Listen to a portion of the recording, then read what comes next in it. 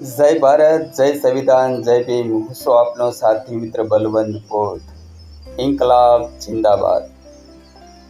આજે 15મી ઓગસ્ટ સ્વાતંત્રતા દિવસ. આ મહાન આઝાદીના પર્વની આઝાદ યુવા ક્રાંતિ સંગઠન દ્વારા તમામ ભારતીયોને હાર્દિક શુભકામનાઓ એવં મંગલ કામનાઓ પાઠવી છે. જ્યારે પણ ભારત દેશની વાત આવે, આપણા દેશની વાત આવે, આન બાન શાનની વાત આવે, તો હું પહેલાં પણ ભારતીય અને અંતમાં પણ ભારતીય. આ આપણો મહાન ધર્મ હોવો જોઈએ. આનાથી વિશેષ કાંઈ પણ ન હોવું જોઈએ. અને આ આઝાદીની લડાઈમાં જે મહાન ક્રાંતિકારીઓ શહીદો થયા છે,